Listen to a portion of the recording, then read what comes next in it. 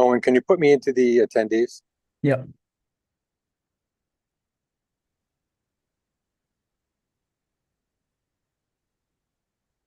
All right, we're live, by the way.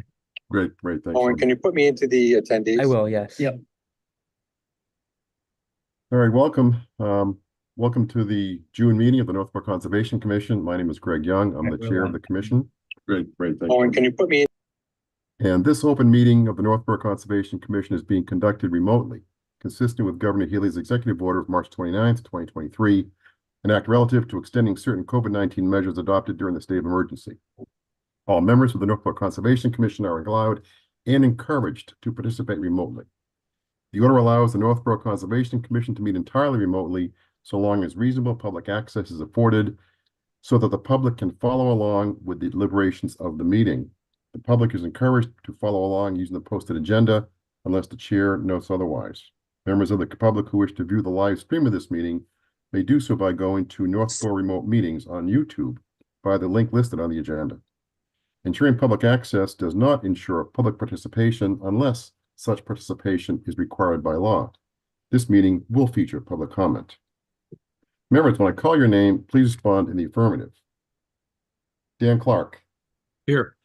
Diane Gouldner. Here. Todd Helwig. Here. Very good. Staff, when I call your name, please respond in the affirmative. Vinnie Vignali. Here. Owen Jones. Here. Thank you. Some meeting ground rules.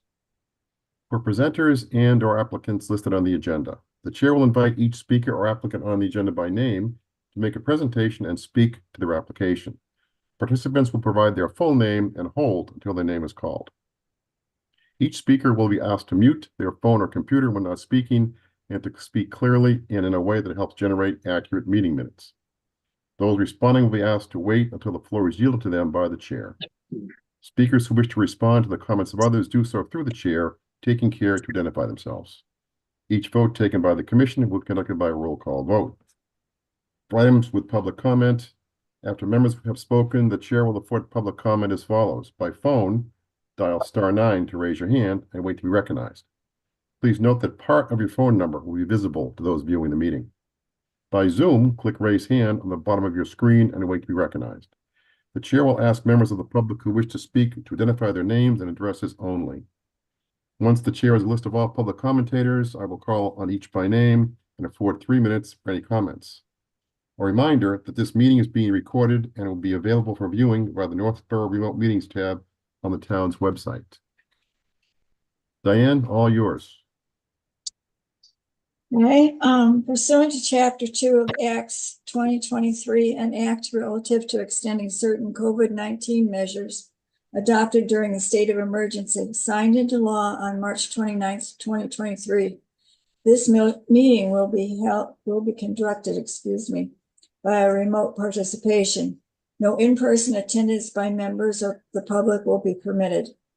To participate in the public comment portion of this public hearing, go to Northborough Remote Meetings YouTube channel or the town website for Zoom information included on the posted meeting agenda. The meeting will include the following hearings pursuant to Mass General Law, Chapter 131, Section 40, the Massachusetts Wetlands Protection Act, the Northborough Wetlands Protection Bylaw, and or the Northborough Stormwater Management and Land Disturbance Bylaw.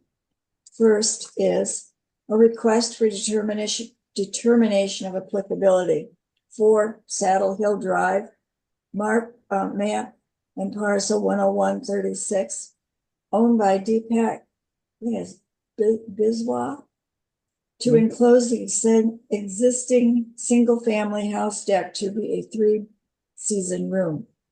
The work will alter areas within the 25-foot no disturb zone, 35-foot no structure zone, and the 100-foot wetlands buffer zone.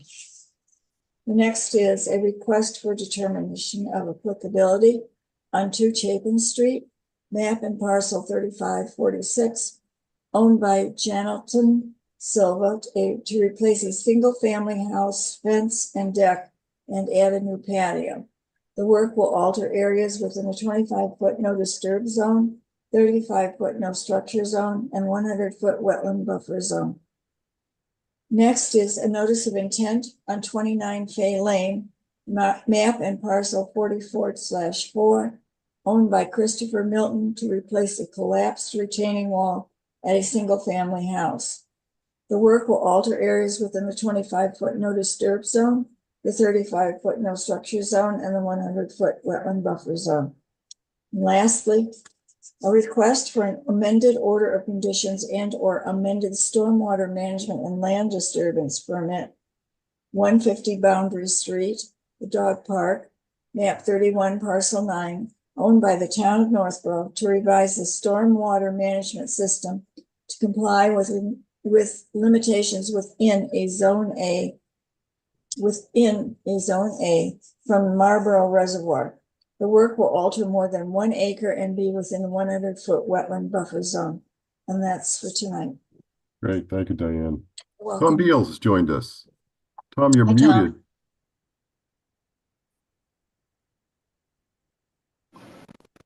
Hi. Hey, Tom, welcome, thank you. Can you hear me? I can hear you loud Can and you clear. hear me now? Yes, sir, can hear you now. Okay. Very good. Okay, first order of business here is let's take a look at the May meeting minutes and see if we can move through those.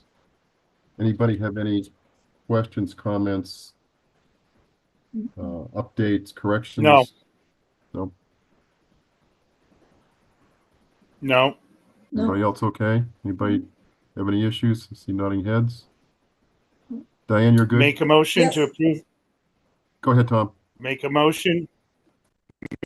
Make a motion to approve the meeting minutes from May 13th. Okay. Second. Seconded by Diane.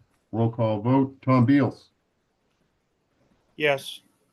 Dan Clark, Yes. Diane Gouldner, Yes. Todd Helwig, Yes. and I vote yes. Okay.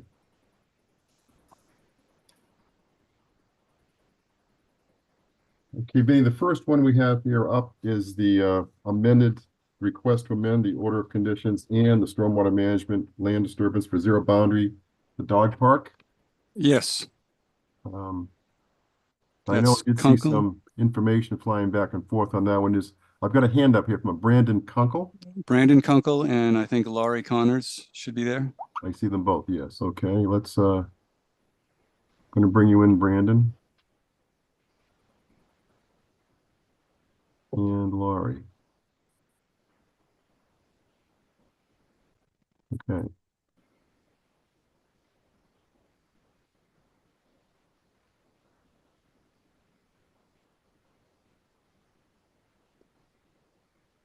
You guys, there I am. Okay. Yes, Brandon and Laurie should be here any moment.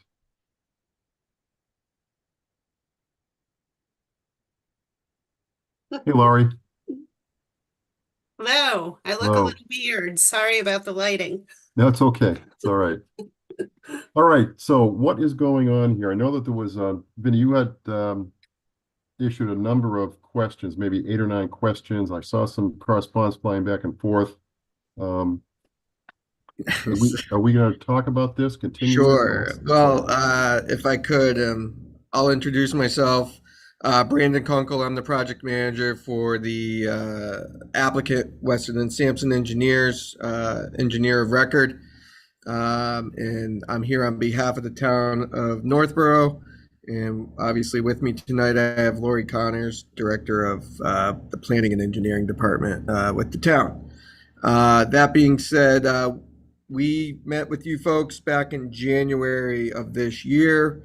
You guys issued an order of conditions with a few caveats, one of them being DEP to provide approval on the order as well. We reached out to DEP multiple times over this next several months, about 4 months to be exact. We finally heard back from them, and unfortunately, we had gone out to bid. Long story short, DEP has some concerns about the stormwater system within the Zone A aquifer or water source catchment area, and they did not want infiltration in their Zone A So we are having to redesign the storm basin. Leading up to this meeting tonight, we did redesign the basin. We had some sign off from DEP as they were in agreement with the redesign. However, the town operations side, after we submitted the amendment request, had some concerns about maintenance. So we don't have necessarily a agreed upon solution from all parties. So tonight we're actually here to ask for a continuation until the July 8th meeting. And so that's the long and short of it. I could provide some more detail if that's necessary, but in short, we won't be able to get a determination tonight or an amended conditions tonight. We're still working through some design options so that all parties, the town, DEP, and you folks can all agree upon what is appropriate. Okay. And the only open issue is around that basin. That's correct. Okay. Vinny, is something else going to have, did I just read something? We're going to allow them to start doing some site prep work. Was this in parallel or? Yes, they currently have an order of conditions which they're going to work under. The work that they're proposing to change is are issues that will occur later on in the construction, whether they do what they originally got approval for or something different. It wouldn't be happening for a couple of months anyway. So since the contract has been let and awarded, I think it makes sense to move forward and make these changes in the next month. We get it all agreed upon, and then the contractor will finalize the work probably in September or so when he gets to this phase of the actual construction. But he's going to be going out there, I think, in the next 2 or 3 weeks and start doing some clearing and some earth movement.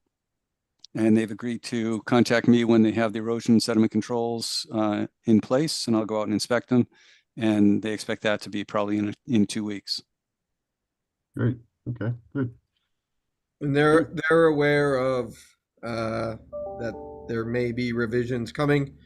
So there are no surprises on that end, and they know to be in touch with Vinny and myself as they move forward, and we'll have regular construction meetings and all that good stuff. Good. Any questions from the commission? Concerns? No. No? Let me take a look here and see if we have any public comment. I don't see anything. All right, then we need a motion to continue the zero, or the dog park, so to speak, to update until next meeting. So moved. Second, Seconded by Diane. Roll call. Tom Beals, Yes. Dan Clark, Yes. Diane Gouldner, yes. Todd Helwig. Yes. I vote yes. Great. Continue See you to next July. month. Thank you, Brandon. Thanks, Laurie.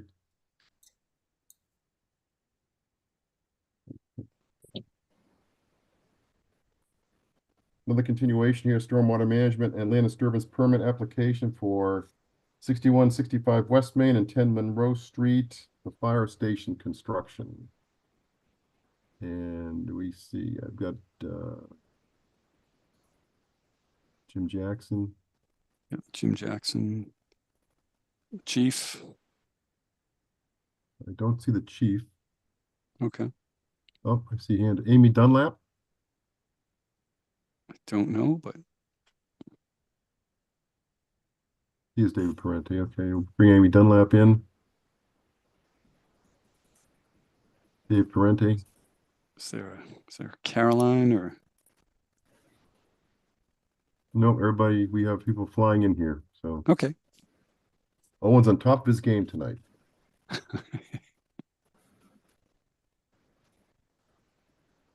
there we go. David, Amy, Good evening. welcome. Okay, so continuation from last month's discussion. I know there were a lot of items Vinny was looking for. I presume some of those, if not all, have been met. Where are we, Vinny? I think we're in good shape. Great. Amy, are you going to do the presentation, or are you on? Is James? What Jim happened? Jackson should be joining us. I see Right. him. He's going to do the presentation. Okay. He's rejoining us.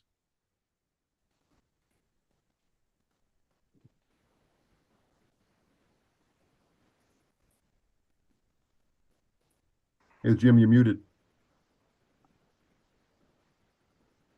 Good evening. I can start the presentation. So we did have some comments from Vinny that I believe we've worked through those, and we did send a response to Vinny.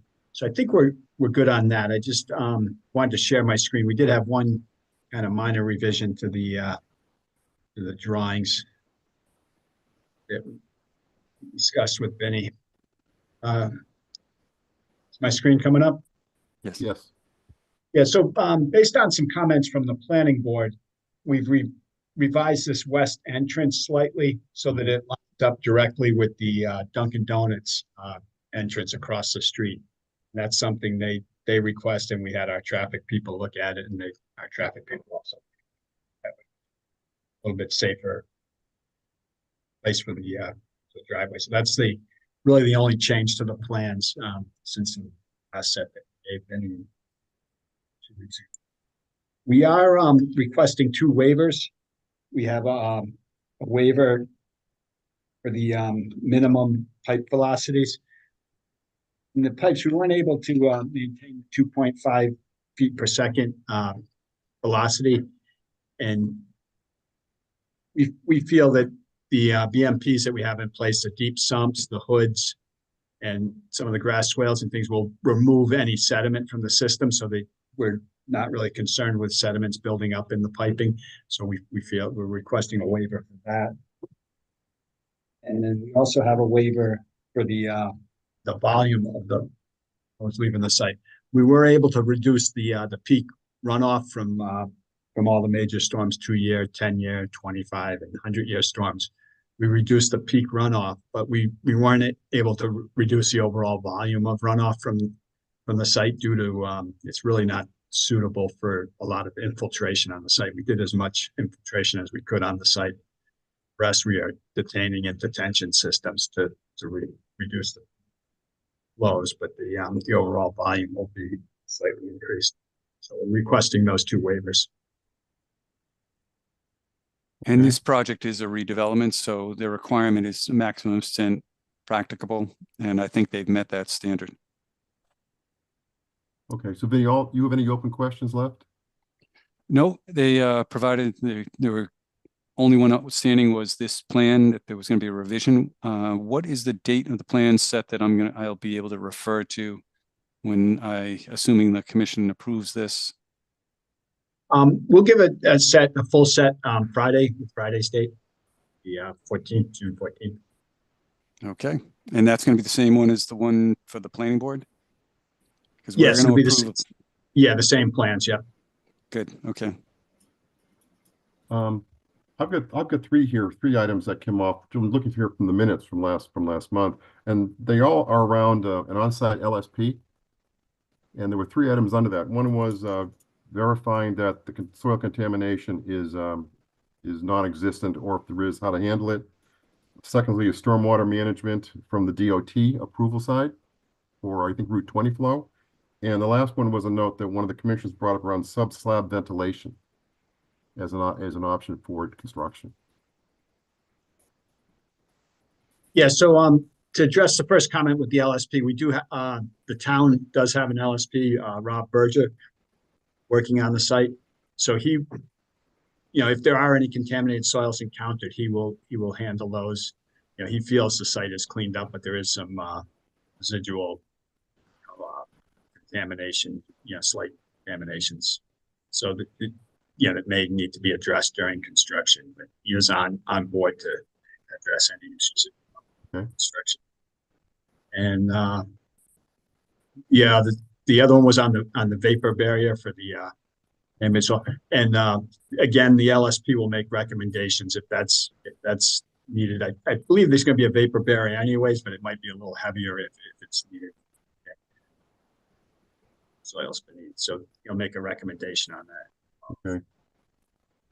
And you've got your plan submitted to DOT for approval. I guess it's probably in process still. Yeah, we're in that process now. We're just getting started with them. We had a pre-application meeting with them last week, and we'll be submitting this next year. Okay, good. Any other question from the commission? Questions? Not for me. I'm good. Okay, good. Do any public comments? No hands up? Okay. So Vinny, I think we can move ahead then here with closing this and moving forward, yeah? I think so, yes. We need a motion to close the hearing for 6165 West Main and 10 Monroe. Make a motion to close the hearing. Is there a second?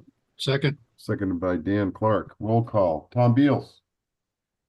Yes. Dan Clark. Yes. Diane Gouldner. Yes, Todd Helwig.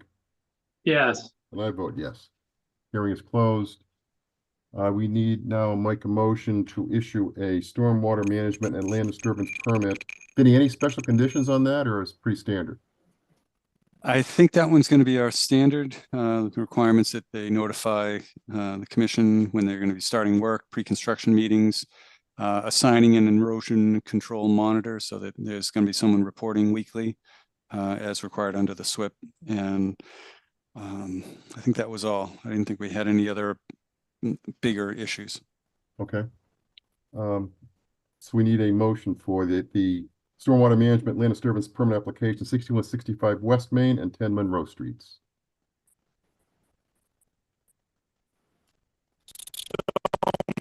Moved. Okay. Motion made by Tom Beals. Is there a second? Second. Seconded by Todd Helwig. Roll call. Tom Beals. Yes. Dan Clark. Yes. Diane Gouldner. yes. Todd Helwig. Yes. And I vote yes. All right. Done. All right, thank you. Very good. Thank All you. right. Thanks for working with us and Okay, I took it and it worked. good luck. Thank you. Thanks. Thanks, guys. Have a good night. Good night. Night. Yeah. Okay. Oh. Okay. Next up here is 0 Hudson Street. This is continued from last month. What do we have here? Paul McManus, I've got Paul McManus Kate, maybe? coming in. Vito Colonna is No. coming in. Oh, he is. Okay.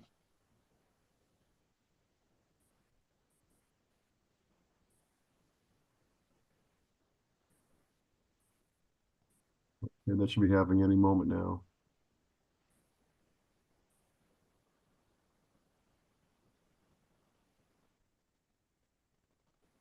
This is Paul and Vito. Good evening, Mr. Chairman. We evening. may have Scott Goddard also is the applicant. Yep, I got a hand up. Hold on, I'll bring Scott in. Should be happening. Okay. Vito, you're muted, by the way. There we go. Thanks.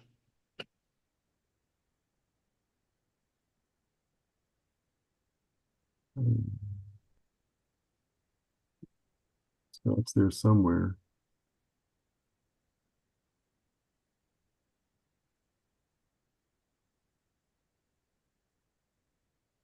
I don't know what happened to him. There he is. Okay. Scott, you're muted. Yep, I can hear you all. Thank you. Okay, great. All right, super. Okay, where are we here, Vinny? I'm sorry, Vinny, you want to? No, we're still in the process. Paul, you want to give us an update? I saw an email about an hour ago, so you can give us an update on that. Yeah, so Mr. Chairman, we we've been working through some comments from Vinny.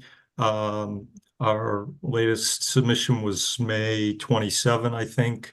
Vinny, a lot of questions. We're dealing with riverfront and borderland subject to flooding, invasives management. So there's a lot of tallying going on. And Vinny had asked for some clarifications on that, making sure we were consistent. He asked for, and we provided some figures that are really graphically, all the calculations are done by Vito on the CAD plans, but the figures Vinny had asked for, and I agree they're helpful to see, okay, where's the BLSF area, where's the mitigation, and that sort of thing. So we provided that. Vinny had a number of other questions that we answered a lot of it. The project has not, from kind of a high level, really hasn't changed substantially from what was initially described to you. We can go over it if you'd like, but it's really at this point. Vito had made a number of kind of clarifications to details, added some specific information that Vinny had requested. Again, I don't know how much you want to get into the weeds on it. What Vinny was referring to an hour ago is based on my pleading, and I did use that word in my email to DEP. After 5 months almost, we got a file number about an hour ago. Okay. The file number really mostly just asks a bunch of questions. I think looking at it real quick, I think Vinny had actually asked, between Vinny and the commission yourselves through this process, had I think asked them all already. I don't think there was anything new in there for discussion. I don't know if you saw it differently, Vinny. Again, it was only an hour ago. I read it while I was trying to eat dinner. Well, like I said, I just glanced through it, but they did mention something triggered the wildlife habitat assessment, and I don't think that was done. And it was something that I think I missed, but that was the one thing I need to look at a little more closely to see what's involved. And then she referred to specific 57G whatever numbers that I need to look up. I don't have them memorized as well as she does. So, and I apologize that I didn't get through all your packet completely. So I still have a few outstanding questions that may be answered somewhere in the packet, but it was pretty dense. So I'm still trying to get through that. But I think if we can raise any questions from the commission, if there are any issues that they see or outstanding things, I think we can move on, because I wasn't expecting a DEP file number at this meeting, so I was expecting it to get continued, and I had, like you see from the agenda, I got 9 other hearings or 8 other hearings, so I was kind of focusing there. So I think I got caught here in the middle. Okay, so you have more review to do, Vinny? Is that what's going on? I do, yes. Okay. Quickly, in terms of the wildlife habitat comment, we did talk about habitat and borderland subject to flooding. I mean, basically, it's, the area we're proposing to work in BLSF, is that knotweed monoculture. I mean, we can go and write that down and talk about, we definitely, deal with the issue of, part of what we consider the improvement to resource area protection, is dealing with that monoculture and the planting plan and maintenance plan. I mean, we can repackage that and call it the wildlife habitat evaluation, but that's really what it would come down to. So, I think Kim, I know she only looked at it, starting at about 3 o'clock, because that's when I had emailed Judy Schmitz, and Kim reached out for me and she said, do you have at your fingertips? Can you just send me the plan and information? So I did it, kind of mid to late afternoon. So I don't know. I mean, I can do that, but I'm not sure it really adds value. Paul, can you put the latest plan up so we can refresh our memories here? Sure. Vito, you want me to do that or you want to do it? I can pull it up, just hold on one sec.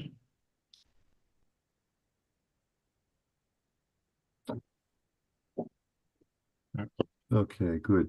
Nope. Maybe just a touch. There we go. A little touch bigger. They were perfect. Okay, good. Good. All right. So, Mr. Chairman, basically to refresh you, we have, it's off the plan, the way Vito's got it enlarged there, but the Assabet is at the bottom of the plan. And much of the property is within the riverfront. There's some degraded riverfront out in the front. And then there's a big area down below that. It goes right up to the street and then down really until you get to the BVW boundary. That's a monoculture of knotweed that we talked about. So the building is proposed. It's a duplex right up to the front zoning line. It's proposed in part within the bordering land subject to flooding. And then you see mostly off to the left, you see where the grades get tight, where Vito's pointing up to the street there. That's the proposed land subject to flooding mitigation. And then also thank you, Vito, off to the right there as well. But those are the areas that, as I said, are all, they're all that monoculture, and where the building is proposed is all the knotweed monoculture as well. Vito's got infiltration system up in the front, treatment and infiltration. There's kind of mostly off the plan, off to the left, he's got the table of flood, incremental flood storage.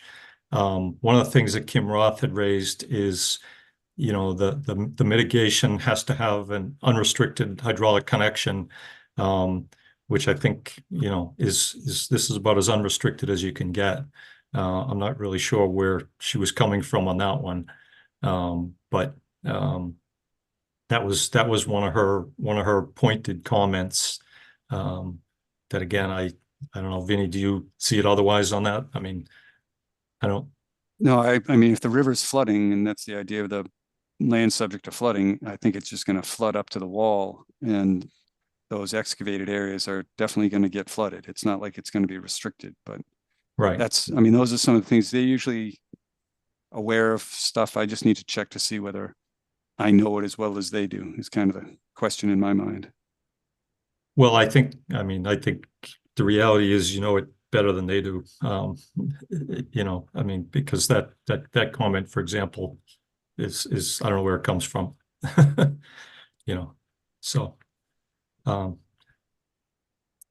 So Mr. Chairman, that's just a quick kind of high level. Like I said, we're happy to go into it as much detail as you want, or answer any particular questions.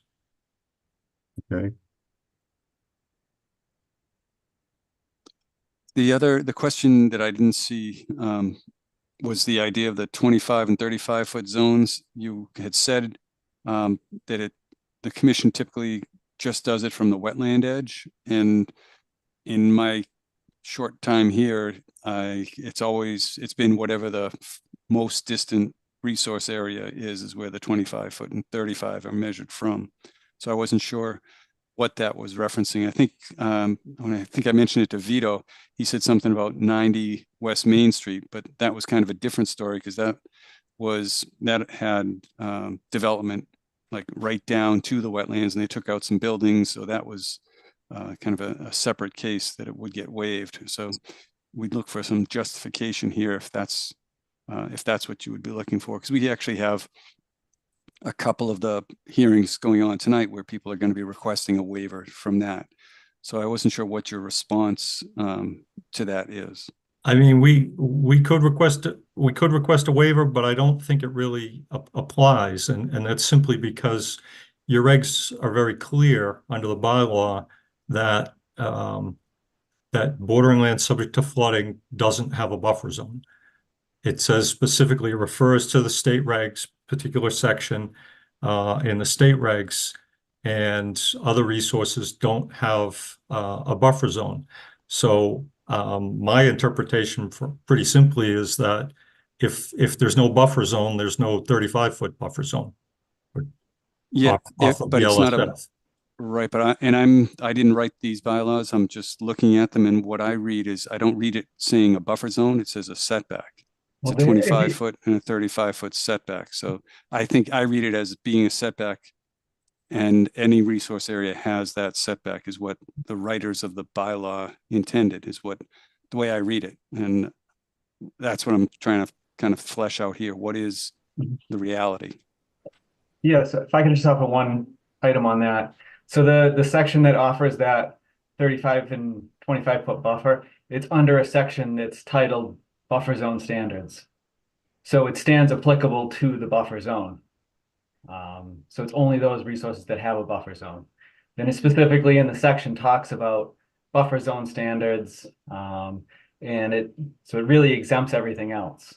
If you go right to that section, it's right under that heading. Yeah. Yep.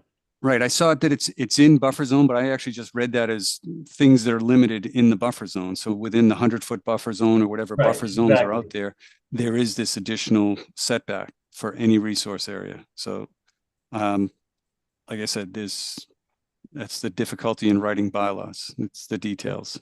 Yeah, and the other projects we referenced before, we didn't need any waivers. It wasn't shown on the plan. It was never once discussed. That's all. That's where kind of we were coming from with that background. Those other projects, especially the one that's being constructed now, is just that it wasn't even an item that was brought up for discussion, just because it was kind of a given. But that was, prior to, other people were there as far as staff goes. So, but that was the history on that as far as the other projects.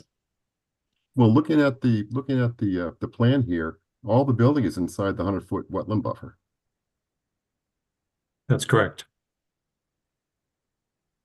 So the question that we're drilling down on, Mr. Chairman, is Vito's got a 25 and a 35-foot buffer from the BVW line, and Vinny had raised the issue that we do not show 25. We don't show buffers off of the bordering land subject to flooding boundary, which is closer to the street.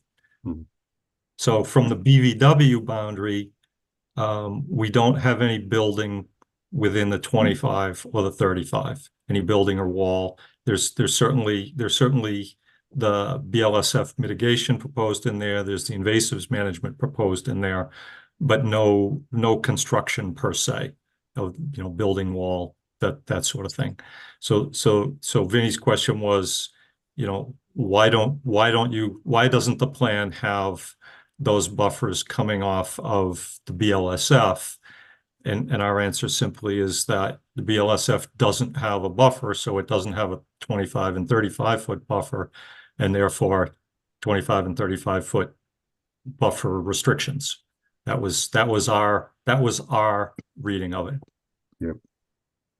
Yep, I understand. And I think that's something the commissioners should read, and just be familiar with it, because it says a resource area. It doesn't say the 25-foot and the 35-foot are from a wetland. It says from a resource area. So it's your interpretation. So that's what I'm looking for. I can implement whatever way you believe it to be correct. And frankly, if the commission wants us to, ask for a waiver for that, then we would do so. I mean, that line, a lot of those lines are up in the street or very close to the street. And we're certainly working within BLSF, never mind within, offsets to it. So it's, Right. And the same with the wetland. You should have a waiver submitted for the mitigation work that's being done in and within that 20-foot, 25-foot from the wetland, if it goes back to that interpretation, because it's any alteration, not temporary or permanent. No, and I agree. And I think we do have that, don't we? You have requested it, put a waiver in? Yes. Like I said, I haven't gone through the packet, so that's Yeah. I'm Okay. just saying those are big issues. And I agree. We are certainly working within 25 feet of the BVW. it's mitigation work, but it's work. Yes, yes. Yep.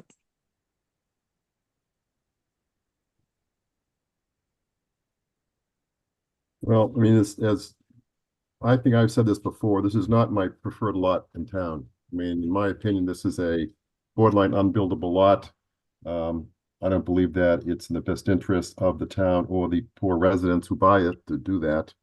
But that's my personal opinion. Other commissioners, comments, concerns, questions? I'd like it better if it were just one house instead of trying to split it the way it did. Maybe they could condense it a little bit more. Vinny had asked that same question, and we didn't do a formal alternatives analysis because we're proposing work under the redevelopment provisions. But Vinny had made the comment early on and suggested that we look at other single family development in the area as kind of comparables. I did do that, and interestingly enough, I can't remember the names of the streets up just a little bit to the north.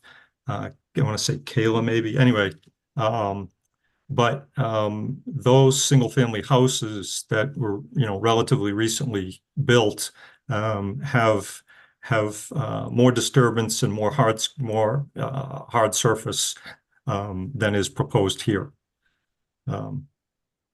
So in terms of that, we did look at that a little bit, but again, have filed under the redevelopment provisions.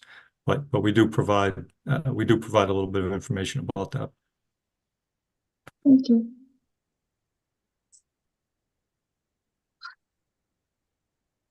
Can you It's really remind the me same. what your view? I'm focusing in on the bylaw here. I've been trying to figure out the 25 and 35 feet from what, and it says resource area. Can you remind me again what your argument is what a resource area is? Well, the provision, the section of your regs where the 25 and the 35 foot restrictions occur is a section it's the buffer zone section, and your bylaw and its regs don't apply a buffer zone to BLSF. So they apply a buffer zone to bank and BVW, but specific, they're very specific about not applying a buffer zone to BLSF. So my interpretation is, if you don't have a buffer zone, if you don't have a buffer zone at all, you can't have a 25-foot buffer zone, which is then restricted, because there is no buffer zone to BLSF. That's the way I read it. For that to be correct, then you have to say there's no definition of resource area. Well, I think I think Well, the section is all only applicable to buffer zone. That's the heading of the section. So that whole section and all the requirements under it would just be only applicable to buffer zones. I mean, I think it would have been more. I'm not willing to read it that way. I mean, that's pretty close. And I think that goes against our past practice. I just don't. I kind of see what you're doing, but I'm not buying it. I'm trying to pull up the section myself to read it.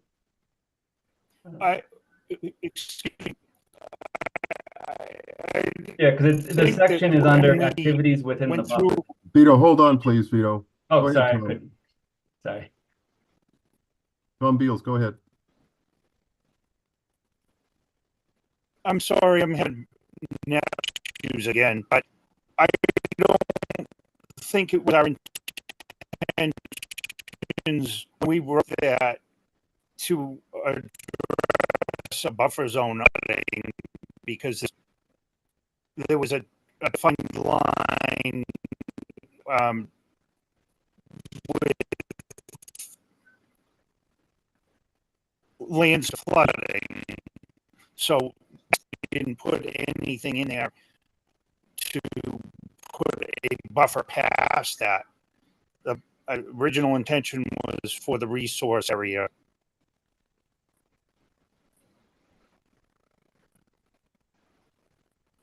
So Tom, are you saying that, are you in agreement with Todd's perspective of the buffer zone or something different?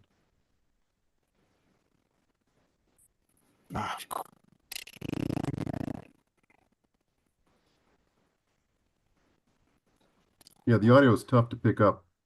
I believe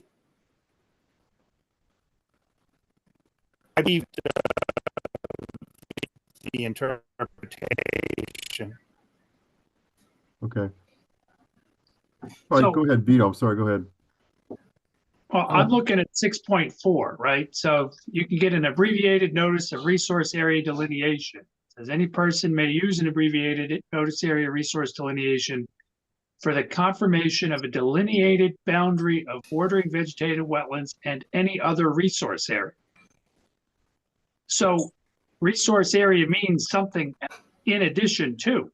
It's not just you could use the abbreviated notice to determine an isolated land subject to flooding. So I think it's a resource area. Well, it is a resource area. If you So look you under wanna- section You said 4.2, he moves because of the heading of the section. right, that's the section that, and everything under that is applicable to that.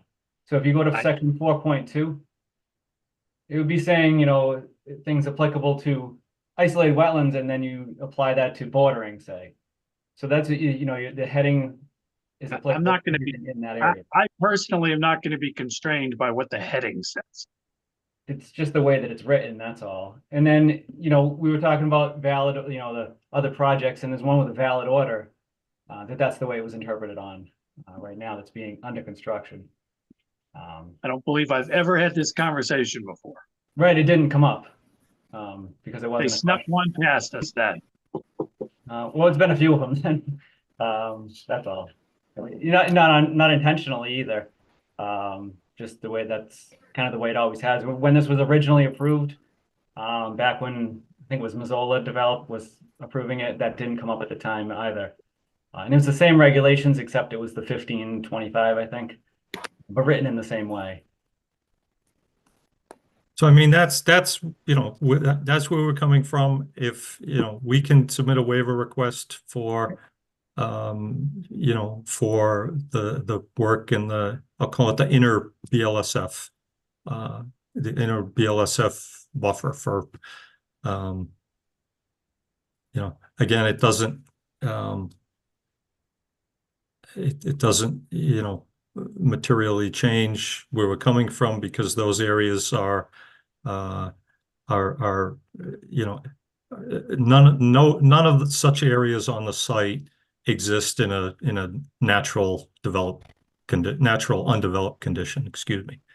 So, you know, we can do that if the commission would like. So I mean, just again, speaking for myself, I'm less concerned about whether it's one house or a duplex. That doesn't matter to me. And I gotta say, when I drive by it, the first thing I see is a giant pile of knotweed that won't be there, right? That's sort of where I'm coming at from this. And that's frankly where I came from at it. You know, when I went and looked at it and pulled up, and I said, wow, you know, it's just this wall of knotweed. You know, and then, you know, I kind of asked myself, how far down does it go? And I thrashed down through, and it basically goes down to the BVW where it's too wet for the knotweed to do well. Okay, any more questions from the commission? Comments? Just add a couple thoughts. I guess setting aside the bylaw, I guess regardless of what the bylaw decision is, in my mind, there's a long list of issues that, to me, I can't support the project, just given where it's located. I actually think it's probably the last place we should do development. And I honestly, the redevelopment or the disturbed, I think you're equating vegetation with, yeah, I guess I don't buy that yes, knotweed, I understand it's an invasive plant, but it's vegetated and certainly more undisturbed than what you're proposing. So I just can't get behind the project.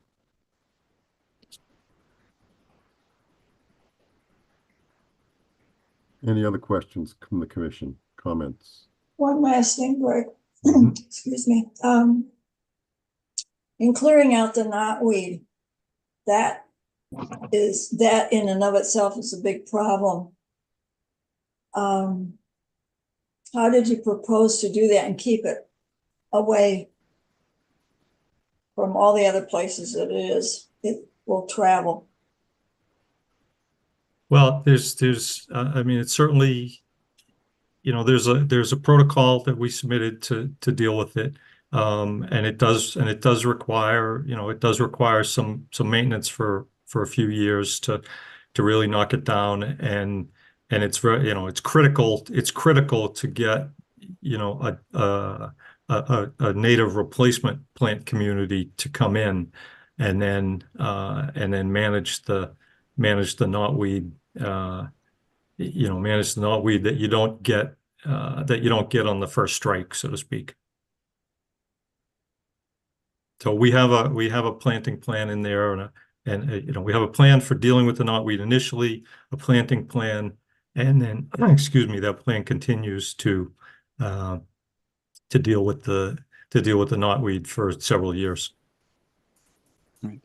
I guess to follow up on that, one of the questions that I had was, is there a plan? Because I haven't looked at it, it probably is in there. Does your new or revised plan contain or control the knotweed for the length of time as that house is going to be there? Because we're looking at the benefit of controlling knotweed for the house. So is the knotweed control going to last as long as the house is?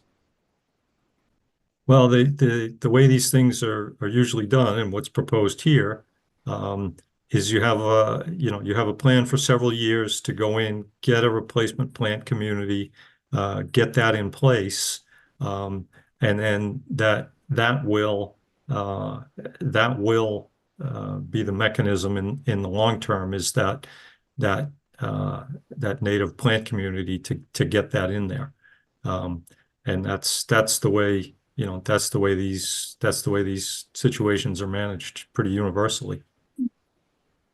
Have you, in your looking up all the material you need to do with it, knotweed, have you found places that extracted it and were successful in keeping it away? And how did they do it? There are plenty of success stories. And those, did you submit those? Like I said, I haven't read it. I apologize, but did you get a reference or a link, something like that? Examples? I don't think we submitted examples, no. Okay. But the protocol that we're using is one that's pretty universal, from NRCS and folks like that. It's not, we didn't invent the protocol by any means. Okay.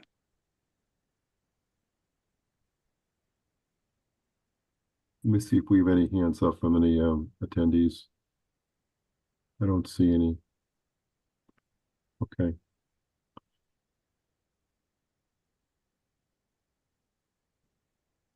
Well, maybe we can do a couple things here. We can go ahead and vote it. And I think Paul and Vito have heard from all the commissioners, so you know how that may go. We could continue to next month, in which case hopefully Vinny can digest all the information he's received, and we can all do updates on the bylaw that Todd has referenced a few times. Any preference which way we go?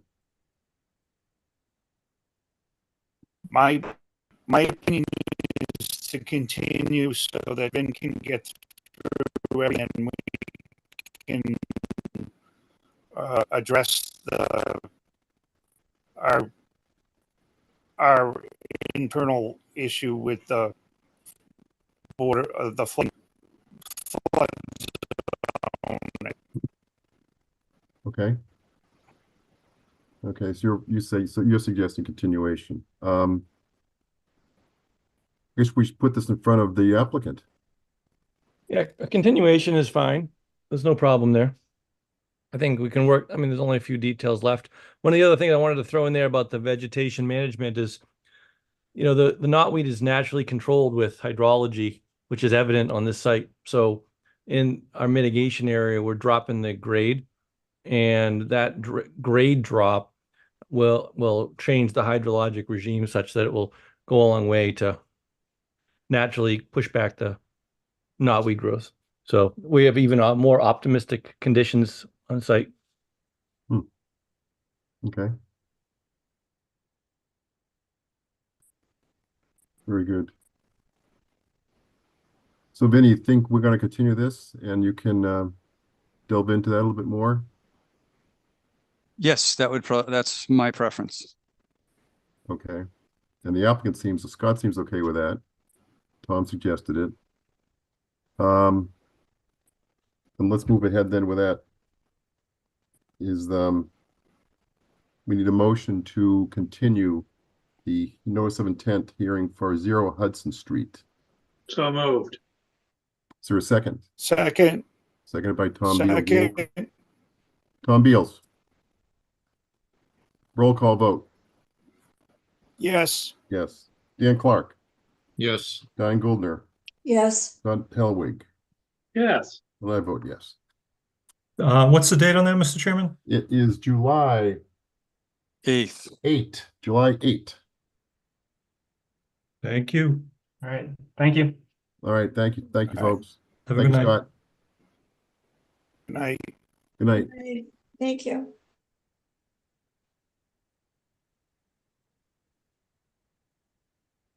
All right. 317 Crawford Street. That's a continuation, Vinny, correct? We got a request for a continuation. Yes, that's from Okay. Vito. And the same for 291 Lyman Street. Continuation. Yes. That's for NOI and I make- stormwater management. So let's combine those two to vote on them. I make a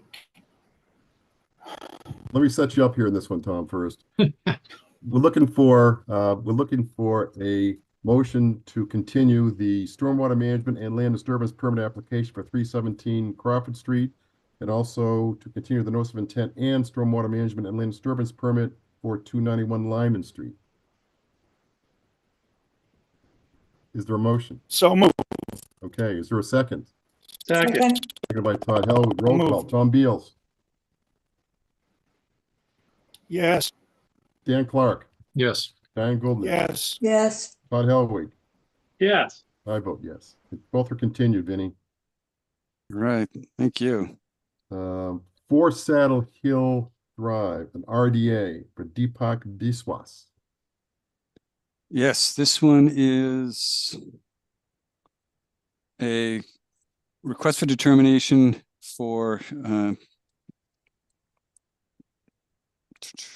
enclosing in an existing deck, Yep. Making it a 3-season room.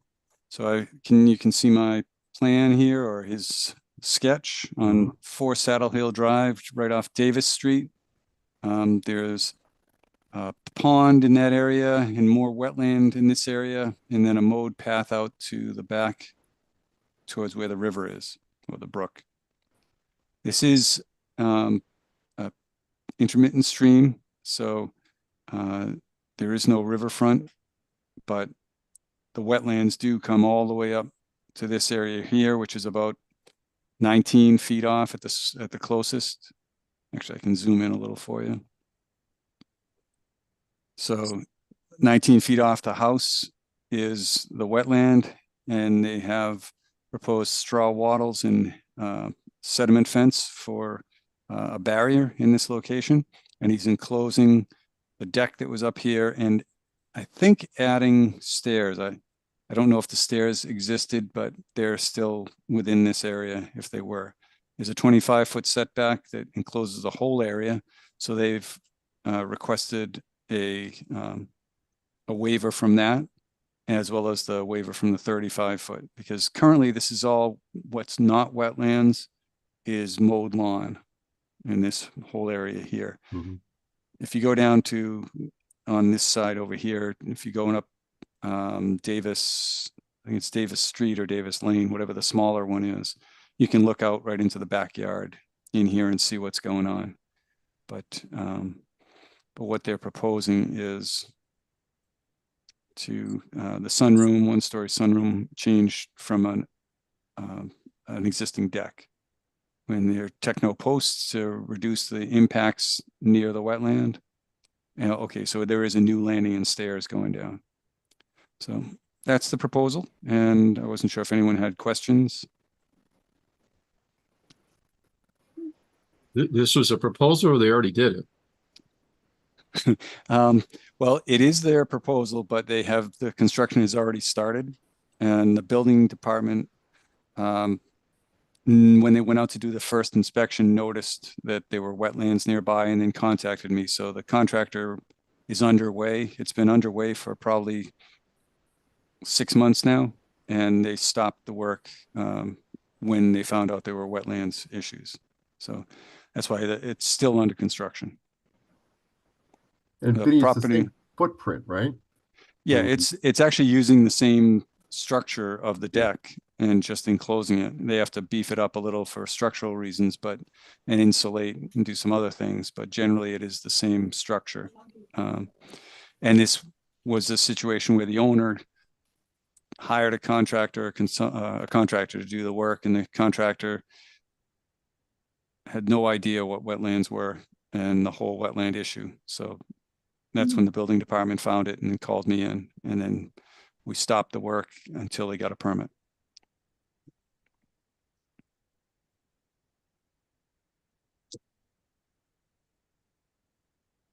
So is the only work he's doing really is enclosing the existing environment? Enclosing the existing environment and also putting in 3 posts, actually has already put in the 3 techno posts in the ground, because the old deck was, actually it wasn't cantilevered, it's kind of leaning out.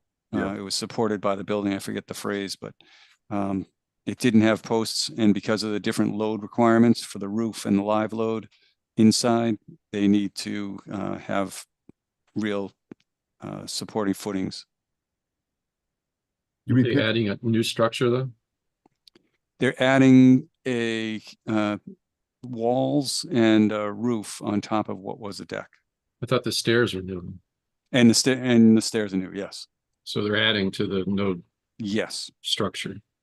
Yes, they're adding actually in the no disturb zone, but it is already lawn, but it is in the no structure zone as well.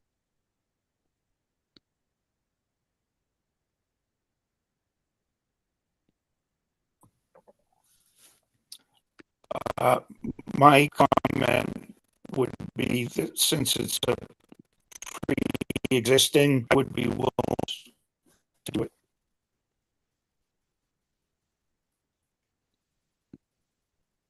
Because it's pre-existing, Tom? Yes.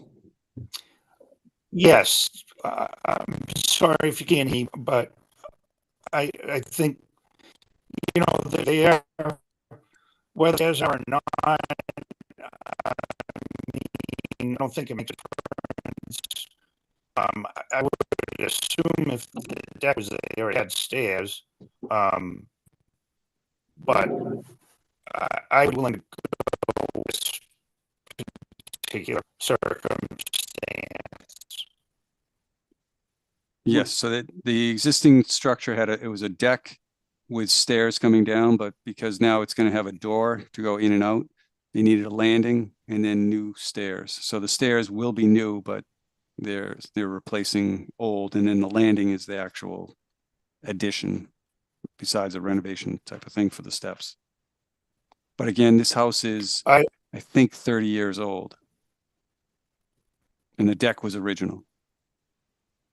Yeah, I would, as part of it, though, I think that we would need to maybe go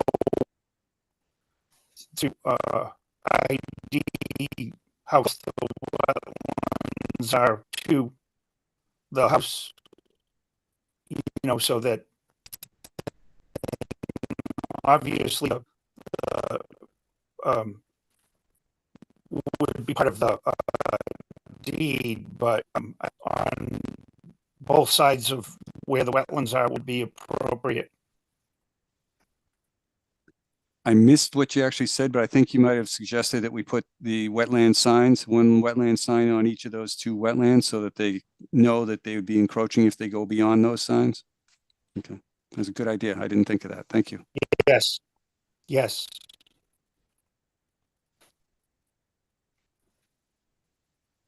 Questions or comments from the commission anymore?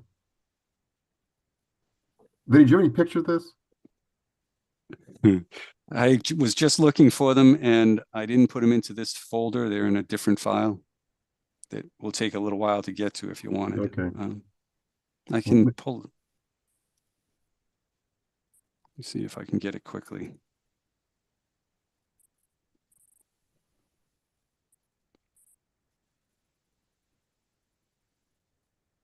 When I looked at this with the site visits, it seemed to me that he was going up, not out. I mean, it's already encroachment there from years ago, but he was not adding to that. He was going up, not out. I believe the stairs are roughly in the same location. And some of the work he's doing is to make that deck a little safer, I think, too, underneath. Yeah, I'm good with a negative determination.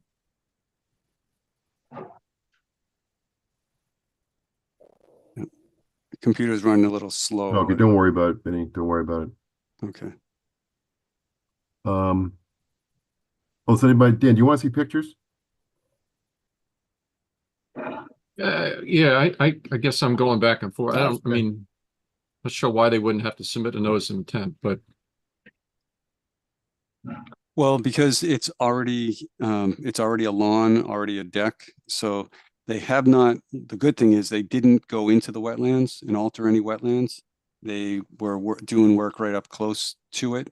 And when they were doing the helical piles, I got out there and got them to install an erosion sediment control barrier in place so that any runoff during the storms in the early or late winter, I guess it was in January, February when they were doing it, would get captured in the fence. So there hasn't been an impact besides there was a little blown debris from scraps from the building wrappers and that kind of stuff, but they went out and picked it all up. And the property owner has been very responsive and just really wants to get the job done. That's why I didn't think a notice of intent was required. Well, I guess my point is if they had come to us the right way before they did anything, I think they would have filed a notice of intent. They're working within the no disturb zone and the no structure zone. So I guess I'm not sure why we wouldn't require it now. That's true, but I think the reason we wouldn't require it is because it's, as Greg said, it's an existing structure. The deck existed, and it underneath the deck was all lawn, and actually I think it was like a planted landscaped area. So it wasn't like we were protecting any wetlands. It was the buffer zone that was already being utilized as a lawn and planting area. So that I don't know that I would have suggested a notice of intent for that. A request for determination, definitely, because they are within the jurisdiction. But I don't know that there would be any different filing or any additional measures that we would ask for under a notice of intent than what we can get through a request for determination.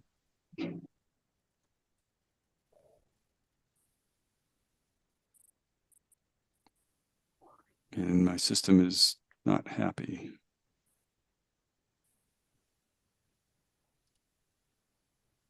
Vinny, if we went forward with an NOI request, I mean, that's going to be pretty much the same thing, right? I mean, it is what it is. Yeah, I don't know that I would ask for anything more in the notice of intent than what we have in the request for determination.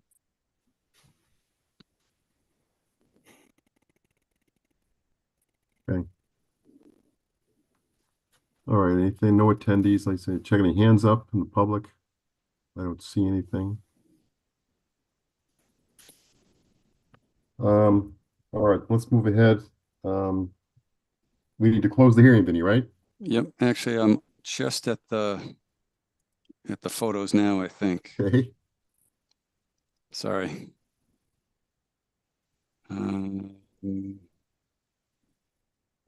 So as of March.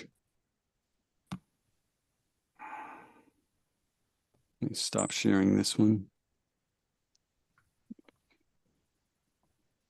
All right, come on.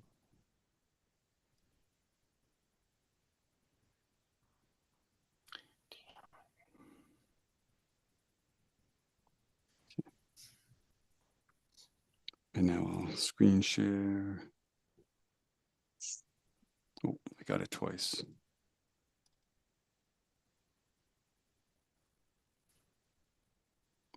All right, so this is a picture from the corner on the plan from the left corner.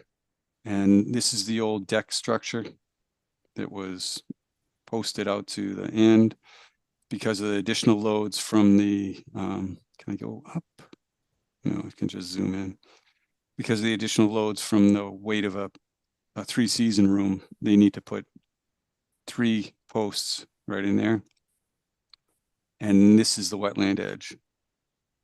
So this was taken when I first, I think when I, because I don't see any sediment control. So this must have been last, that's my picture.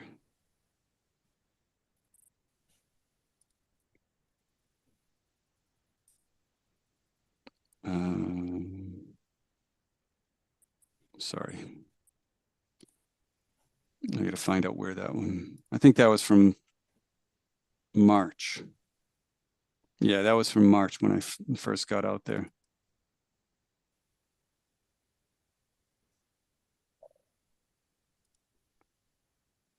All right. Yeah, so this was before we put in the sediment fence. The sediment fence currently goes all across here. And as you can see, this was all a landscaped area underneath and just mowed lawn.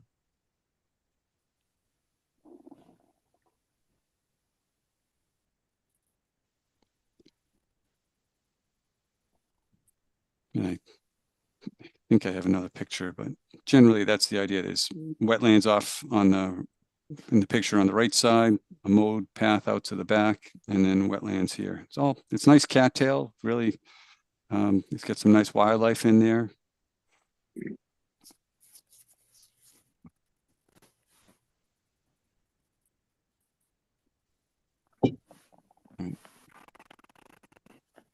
Okay.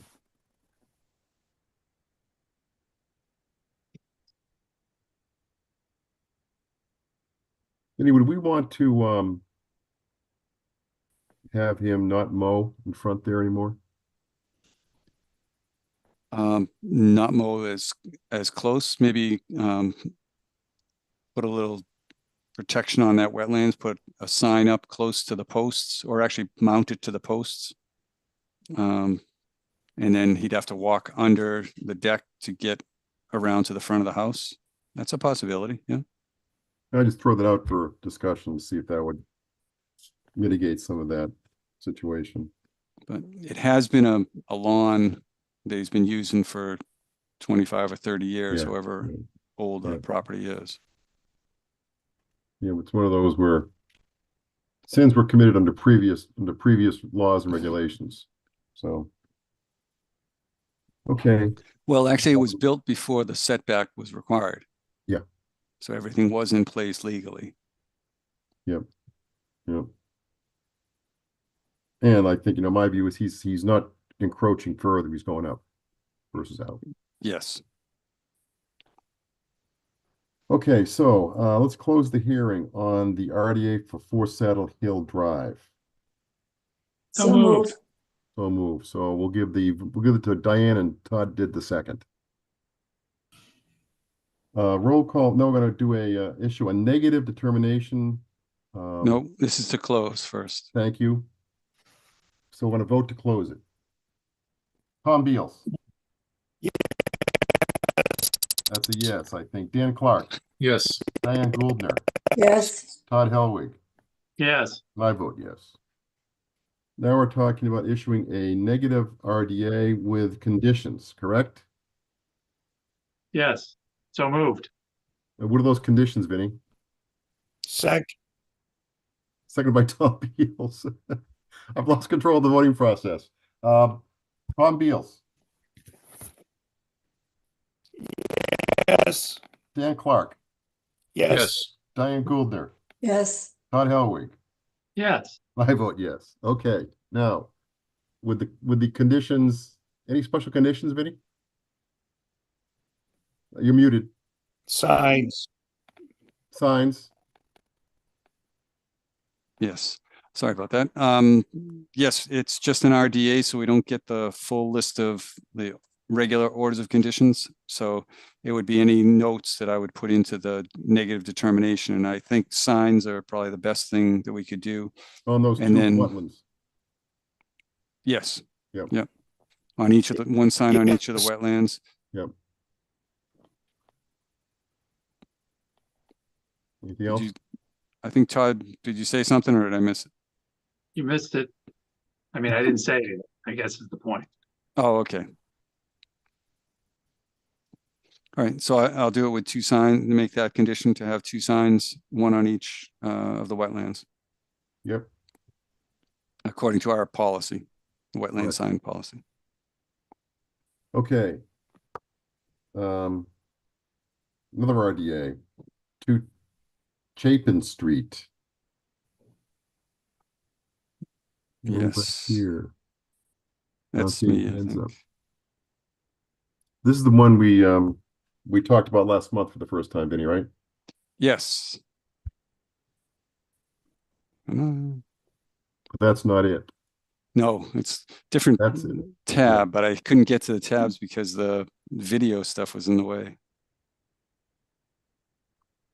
All right, so this is Chapin Street and Rice Ave. Rice Ave, yes. Yes.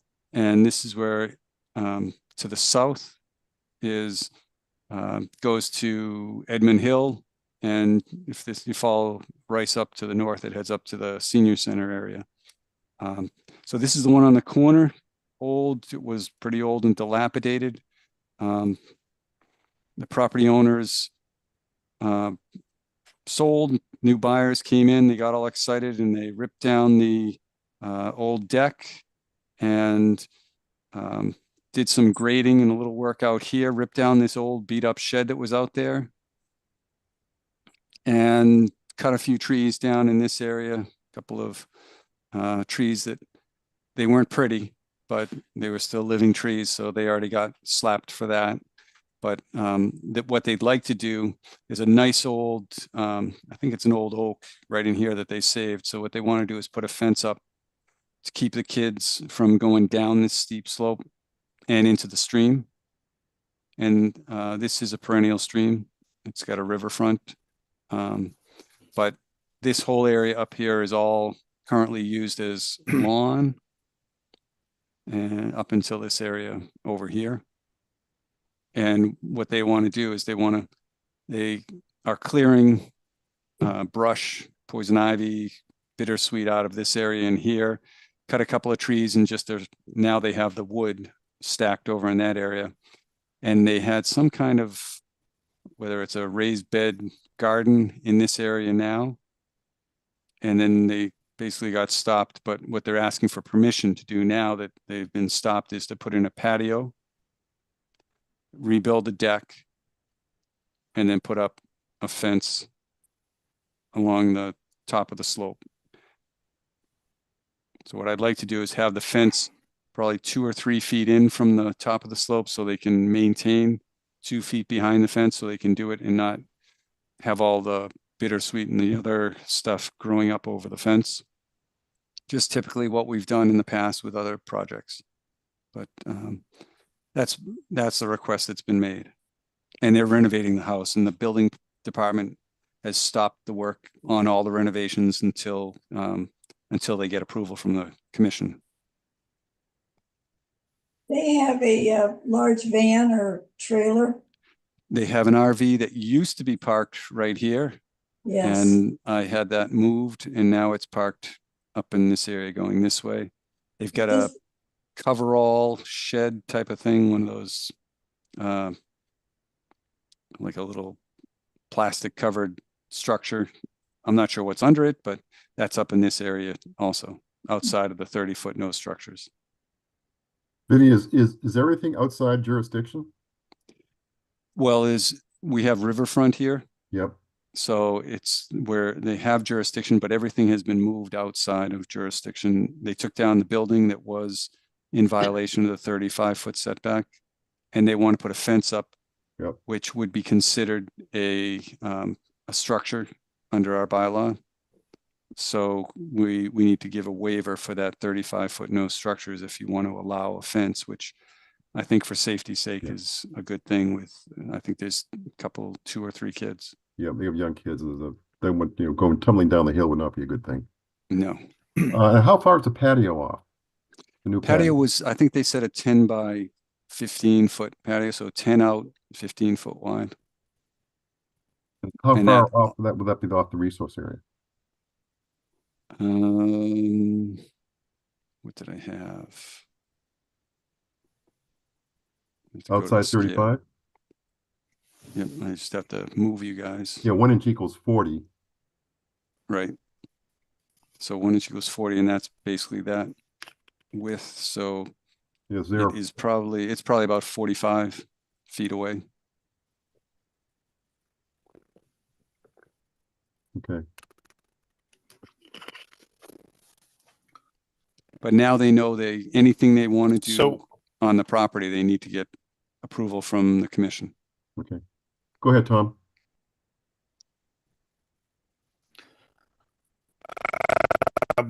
Whether we waiver for the fence, but I think the fence is an ideal wetlands marker and, as well. Yes, we can, and we can put signs, mount those right to the fence too. So that makes sense. Yep. Okay. Anybody else?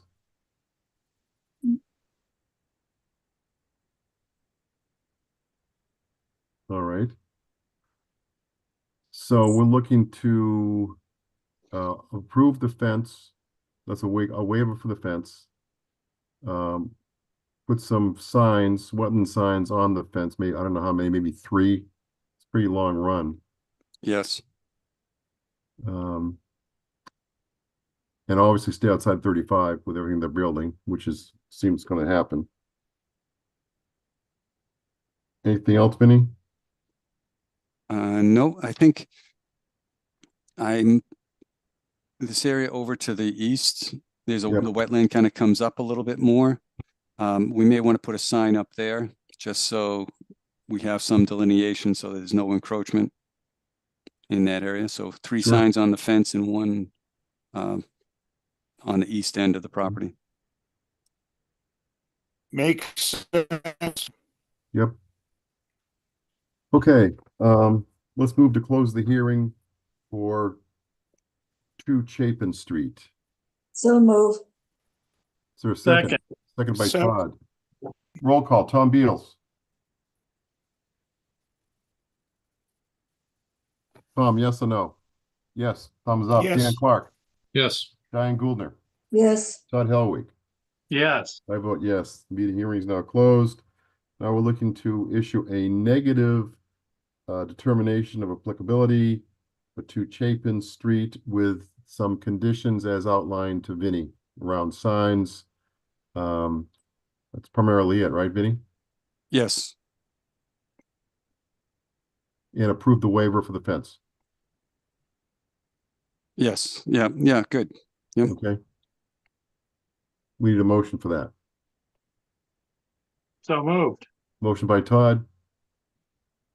Seconded by Second. Dan Clark. Roll call, Tom Beals. Doesn't matter. Yes? Yep. Yes. Dan Clark, Yes. Diane Gouldner, Yes, Scott Helwig. Yes. I vote yes.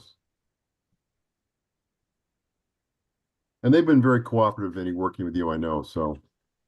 That's, Yes, they have been. Yeah. That's good. So, okay. Moving on to 29 Fay Lane. Oh, actually, we may have I think the Let me see if we have anybody. I got a wetland hand person up. will be there. Savello. Joe Savello. Yep. Bringing you in, Joe. John Savello, sorry. John, right.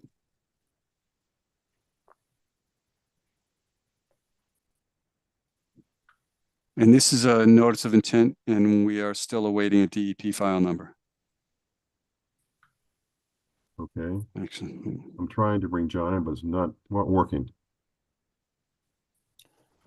Oh, he declined to be promoted to a panelist. Okay. Let's try that again.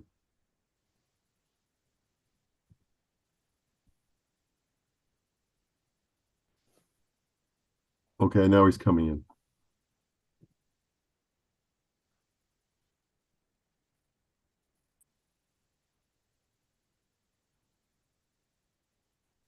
Nobody declines an offer to be a panelist here. Nobody can decline that.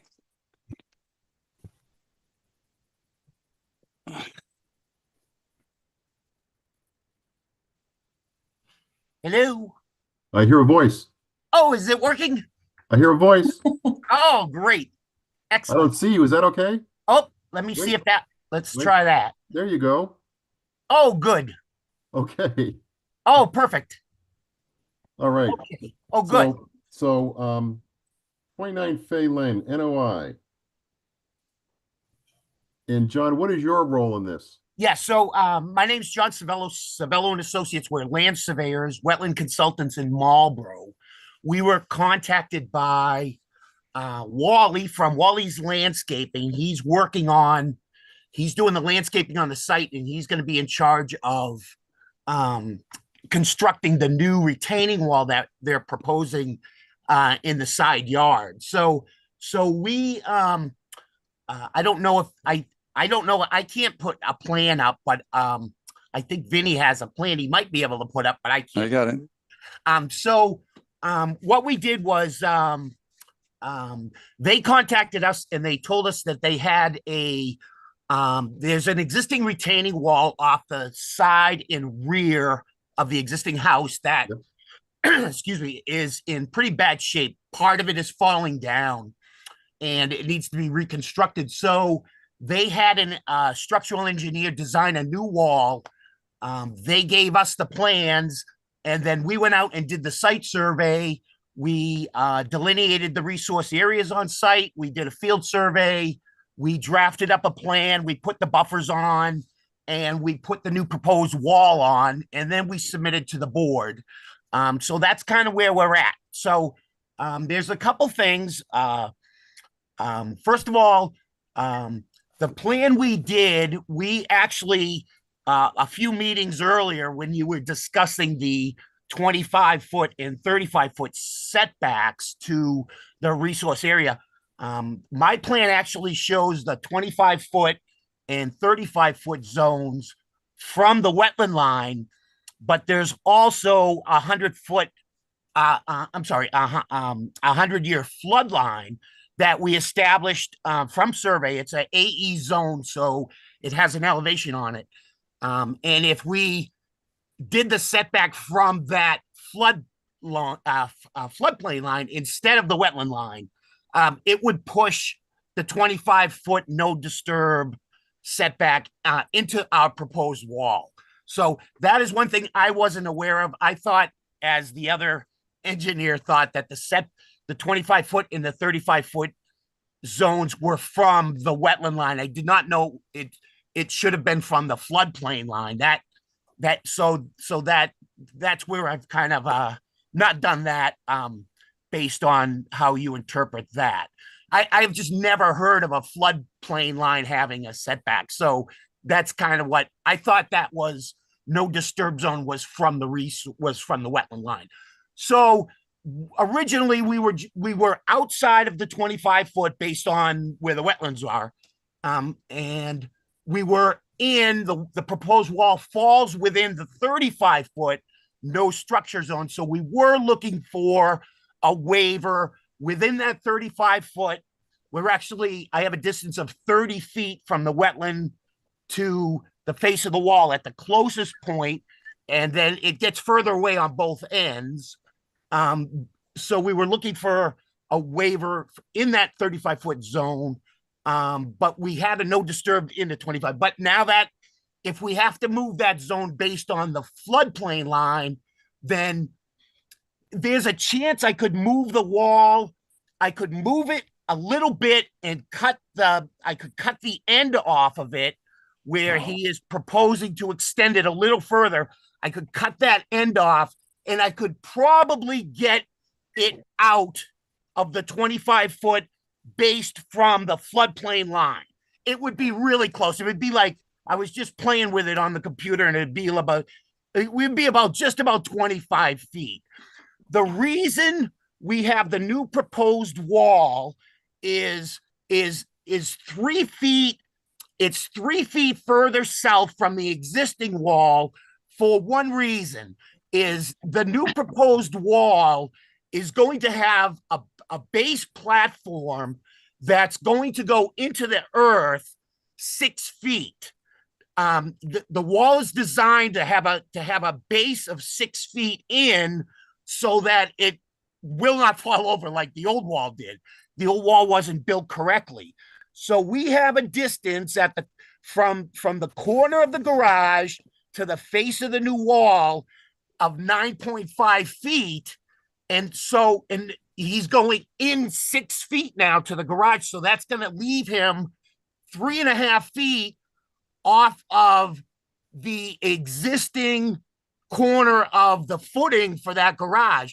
And the builder does not want to get that much closer to the house because he's afraid he could undermine the footings for that garage with his proposed wall. So he asked us to slide it as far as we could so that he will not pose a danger to the existing footing of the existing garage.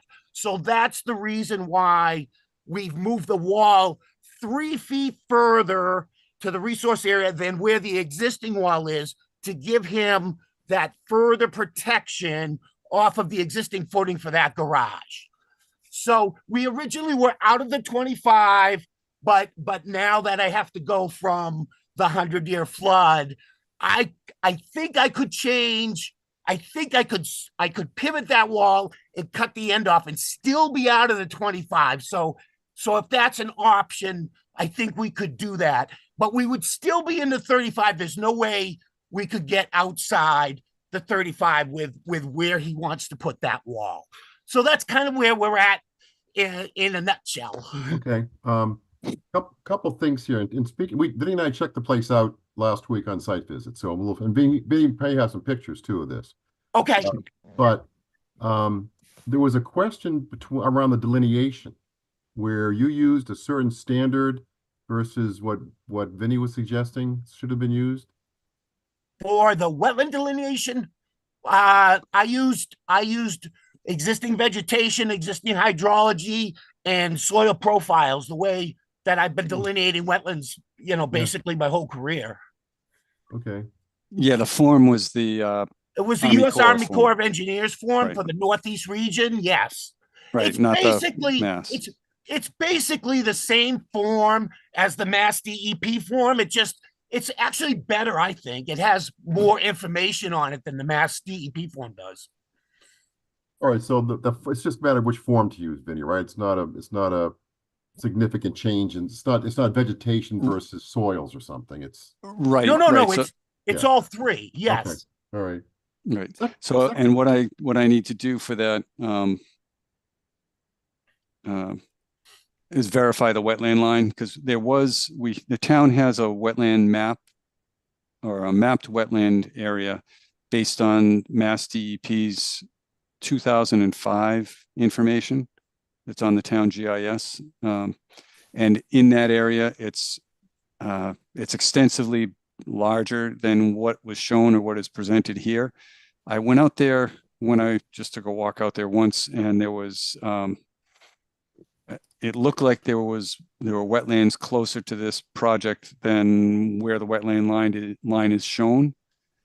But generally, the idea here is that it's an existing wall that's fallen, and so we need to repair it.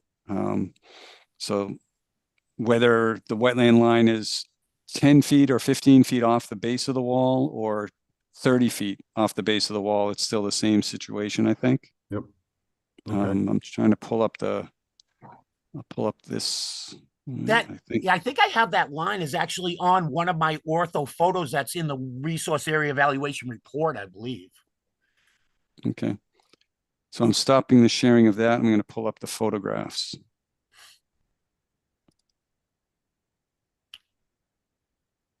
All right.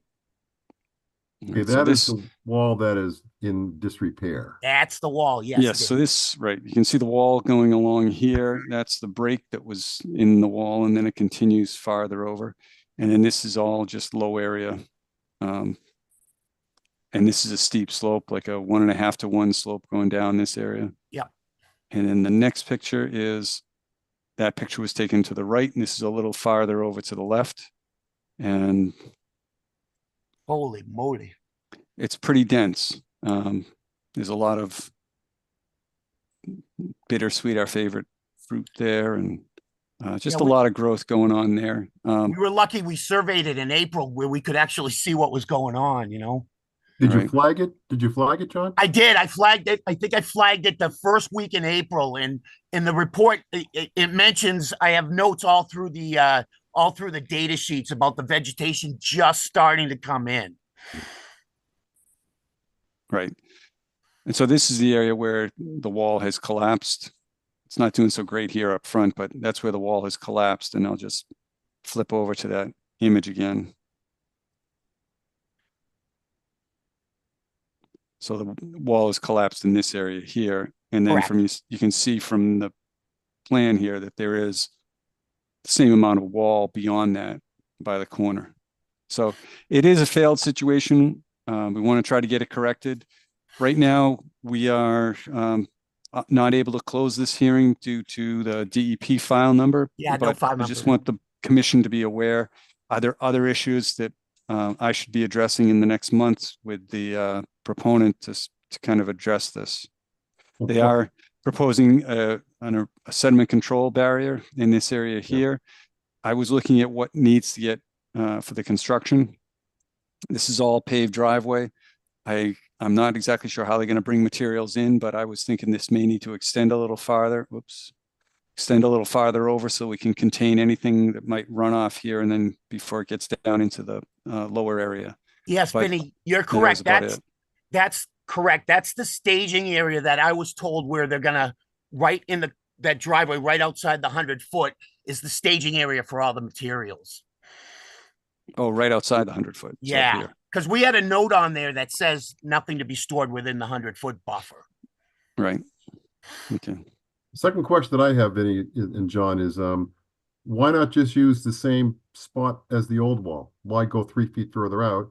And well, yeah, if that requires a different type of wall, why not just do that? Right. So what the structural engineer has told us is he need the reason that wall failed was because it wasn't built correctly. It didn't have the correct footings that it needed, and that's why it failed. So he needs to go in. If we put it in the same spot with the wall he's proposing, he's going to be he doesn't want to excavate right to the edge of the garage because he's afraid he'll undermine it because he's going to be below. He's going to be the bottom of the wall is going to be below the footing for that garage. And if he's going 6 feet in, he's afraid he's going to undermine the footing for the garage. And he does not want to hit that. So, of course, so coming 3 feet further out is more of a safety issue. That's correct. Picking up extra space. That's correct. Okay. And so Wally, the landscaper, and the wall contractor, they put a row of marks right along the slope of where they needed to start their 6 foot undermining for the footing. And we actually located that whole row, and that's where we set the wall for them.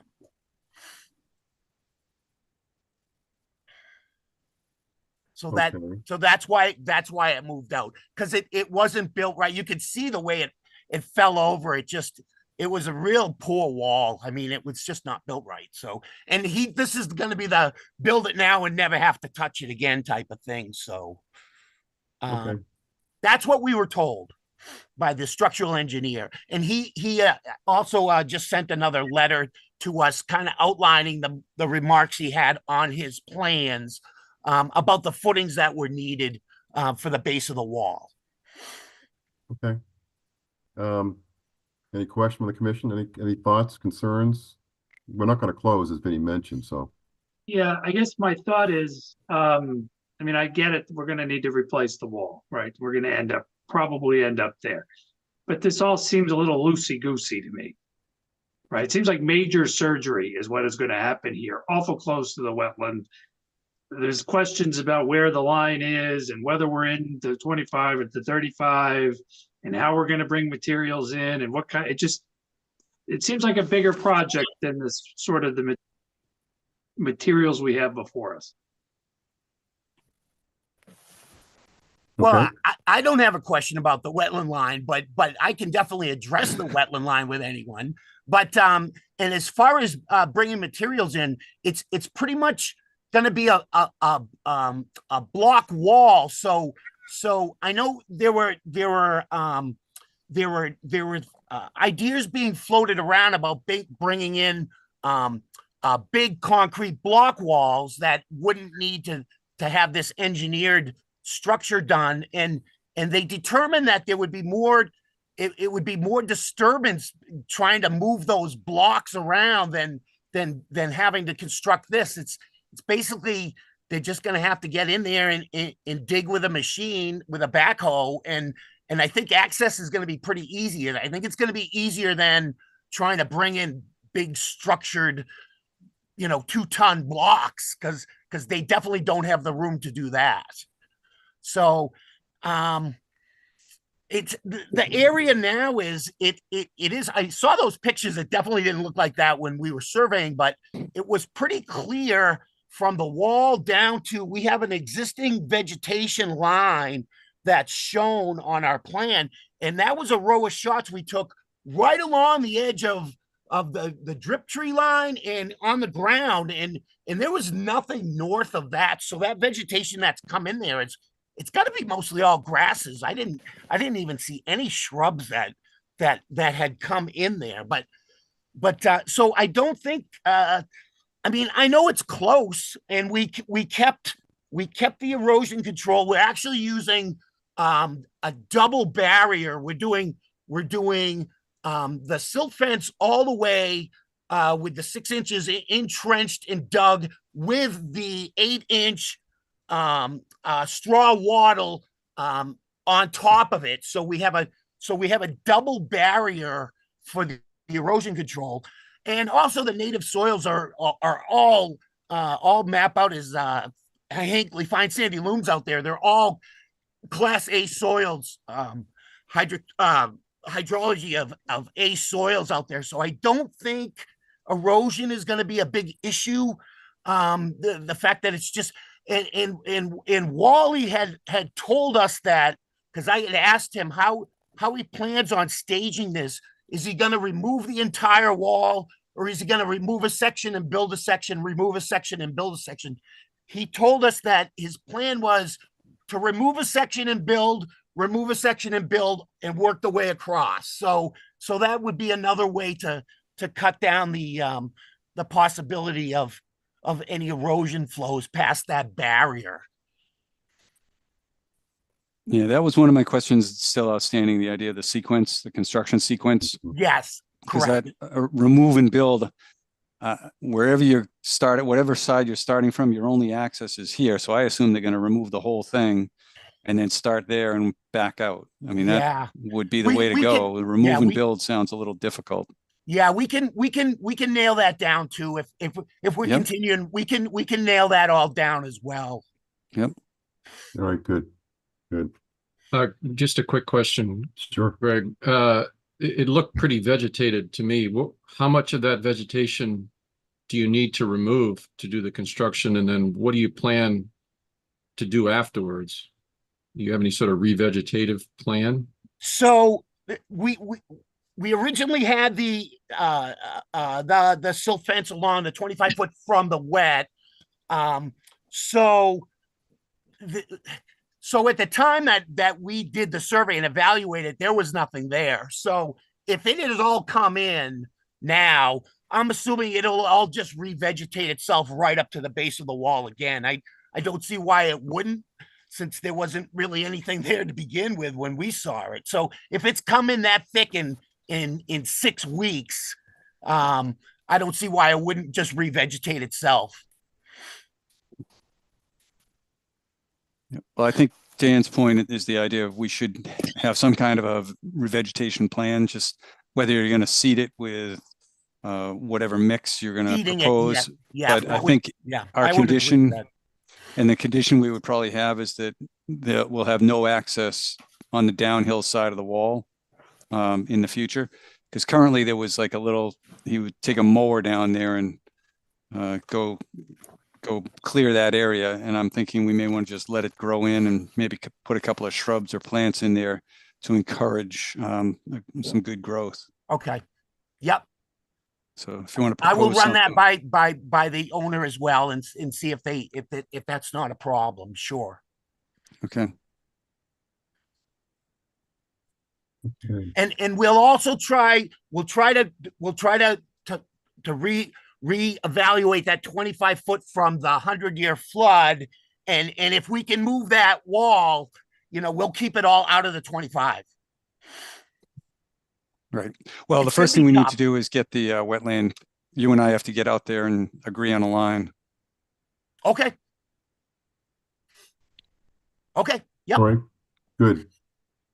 All right, John. So you got some input and some comments here to work with. Yeah, sounds good. Yep. Anything else before we move forward? Okay, we need a motion to continue the NOI discussions for 29 Fay Lane. So moved. Is there a second? Second. Second by Dan. Roll call vote. Tom Beals. Yes. Dan Clark. Yes. Yes. Diane Gouldner. Yes. Todd Helwig. Yes. And I vote yes. All right, John, thank you. Okay, great. Thanks, folks. July 8th, we'll see you then. Okay. All right, that concludes the public hearing portion. Violation we have here, Vinnie, right? 187 Lyman Street, that's the farmer encroaching into the field there. Yes, it is. I'm trying to pull up that photo now. It's under control, we might as well review it.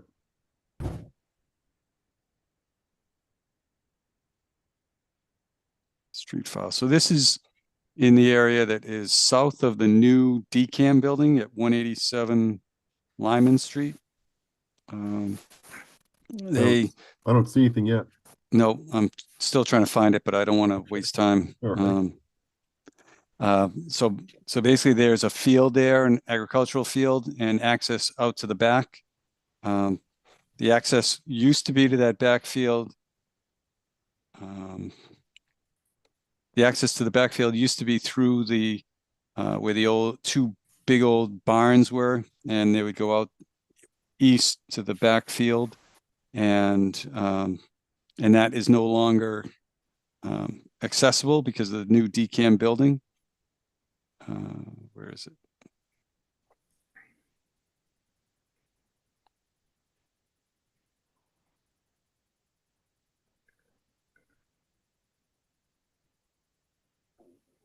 Sorry, I'm trying to do two things at once here. Farmer encroachment. There we go.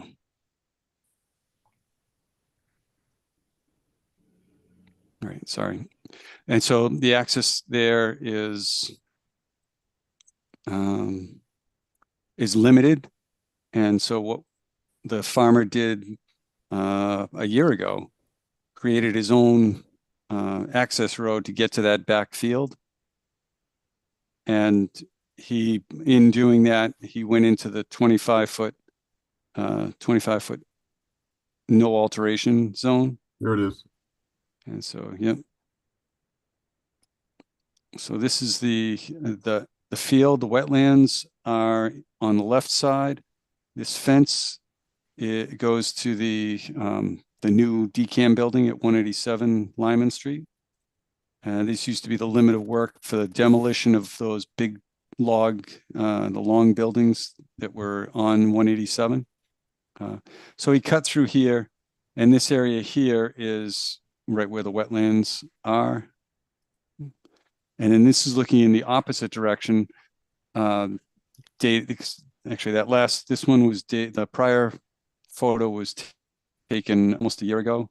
And this is the photo taken probably a couple of weeks or a month ago. And you can see there's wetland growth in this area off to the right. You might even be able to see the wetland flag right there and then right up there. So we did a measurement with the Department of Food and Ag, or Department of Agricultural Resources now. And we put stakes in at 26 feet off. And you can see the tracks of the tractor going in last year. And actually, I think one time earlier this year. And now the contractor has built or improved a little road over here. So he's staying outside of that location. So that was this was the violation. He's now created a pathway over here. And is there another photo? No. And the engineer for the OVM project, still also the same DCAM engineer. He's coming up with a plan to improve that access road that the farmer is currently using in this area to get the fields ready for this corn season. But it will be improved to have a 12-foot wide gravel base. And then they're going to replant this whole area with, I think they had like 30 shrubs and a whole bunch of seedling plants. So it sounds like they're doing a very good restoration plan for this area. And I'm waiting for that over the next, it probably won't be coming in until February. I'm sorry, until August, 3 months. Well, Vinny, you might have been right the first time around, given who we're talking to here. Yes, yes, that has been the guide here. I always try to be hopeful, though. So you will see a plan sometime in the next couple of months. I have a draft plan, which I made comments to, and they're making some corrections. So I think that's good. And they're going to come in with a request for determination of the restoration of this area. Okay, good. Or actually, we were talking about doing a request for determination, but I think if it's, that's why I was bringing it before the commission. Since the work is only in the, just at the edge of the 25, and the Department of Agricultural Resources, they don't have a big budget for engineering and design and permitting. I was wondering if this could be something that I could approve based on the allowance under an administrative approval process, where if this is the 25-foot no disturb that's under the local bylaw, under the wetlands bylaw, they allow some alterations where the area has already been alterated, and this would be a restoration. So I was hoping actually that I could just get this approved, get it fixed, get it replanted, and we'd be done with it. But that's why I put it on the agenda to discuss it with the commission.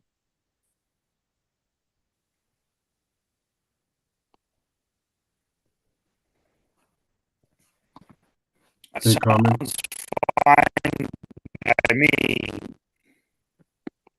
Tom said fine by him, I believe. Yeah, because the farmer has been pretty responsive. It's Paquette from, I think, Marlboro, and DAR has actually, they're the ones that got out there and staked it. They've been pretty good. Once we get outside of DCAM, the response has been pretty well received, and they intend to do the right thing. So I would suggest and ask that we continue to work with them, and as long as they're working positively and responding, that we just keep this thing moving. It works for me, Vinny, as long as we get updated every month on where we are. Hopefully it'll just be a couple months update and be done. I hope so. And if it slows down for whatever reason, then we reinstitute a violation again. And we get and we require more. But that's just me. Yeah, I'm fine with that. I'm trying to figure out why this isn't exempt anyway. Yeah. Farming, right? Yes, it's close to being exempt, but because it was not land in agricultural use, he went through a buffer zone that was not in agricultural use to make an access road. If he asked for permission, that would have been, we would have been able to grant it without having any full filing, but he didn't wait for that. Okay. I agree too. Let Vinny handle it. Okay. I agree. Diane, it worked for you too? Yes. Okay. Here we go. Thank you very much. Um, Could I ask a question first? Sure. Where does this little dirty road come from? Where does it start? Is it off Lyman Street? Mm-hmm. Yes, off Lyman Street. It comes from, do you know where the new building is? The 187 Lyman Street, where the old, what was the name of the building that used to be there, Greg? It was. Oh, there was an old building up front. Yes, something hall or something. Yeah, one of the halls that they demolished. It's on the east side of the street. Most of the other stuff was on the west side. So this is the one almost across from the access down to the pond, Little Chauncey. And then there's a new fenced-in decam facility there. So just south of that is an agricultural field, and it's this access road ties into the road right there. And they're proposing to do some, as part of this stabilization of the access out here, they also have asked to stabilize the area off the road so that when they pull trucks out, they don't get stuck. Mm-hmm. And this access is gated and locked. There's the access on that property next to the new building is gated and locked. That's the way we went in. Yeah, I think the farmer doesn't have the key to that, so that's why he needs this other access along a little south along the boundary line of that building. Okay, good. Informal discussions. I have one item here. Forest stewardship update. Oh, yeah, that'll be a quick one. I have not gotten to that. Haven't done anything. Well, Vinny, it's clearly that you're holding this up then, because you haven't gotten Yeah, so, that's right. Yes. Anything else? We have to go kidnap a forest. We may have to. That's a good idea. Yes. Chain him to a tree. Yeah. Oh God. Anything else, Vinny? That's all I have. Oh, you guys are flying through this agenda. I try to keep you busy and you just whip right through it. Yeah, because we continued 5 of them. Yeah, that's true. So it's the old kick the can down the road. Yes. Yeah. Anybody else have anything? No. Anybody who's not going to be here in July? I believe that Justin's back. Yes. Any more vacation plans or? My July schedule is unknown right now. All right. All right. Well, stay in touch with us as you know things, Tom. Yeah. And thank you very much for attending tonight.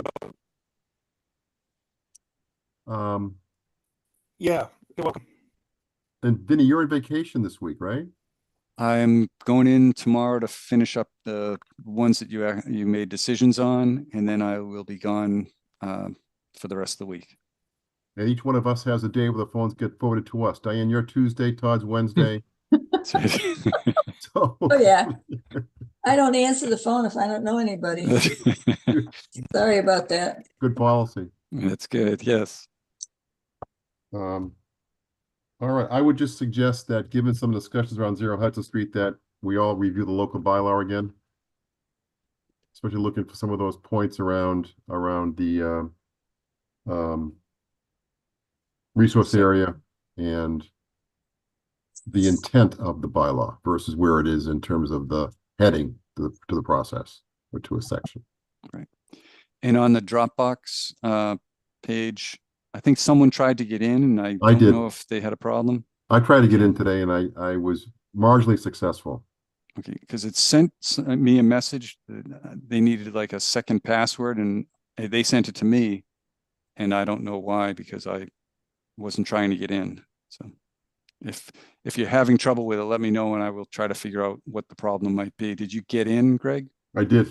Magically Okay. it happened. Something happened because I was hitting a brick wall and then asking for passwords. And I just kept on clicking through, and then all of a sudden, bing, I was there. So Okay. All right, good, because they're under the 0 Hudson Street file in that Dropbox. It has the newest package that I haven't Good. gotten to yet. So okay, I'll go take a maybe look. I'll take that with me on my vacation. Maybe you shouldn't.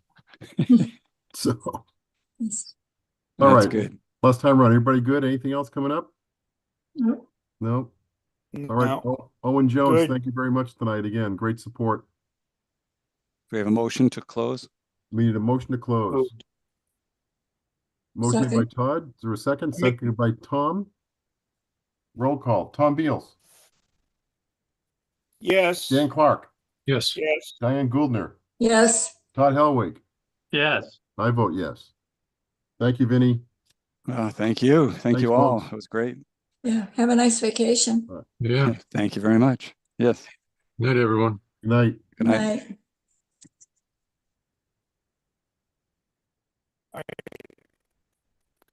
Good night.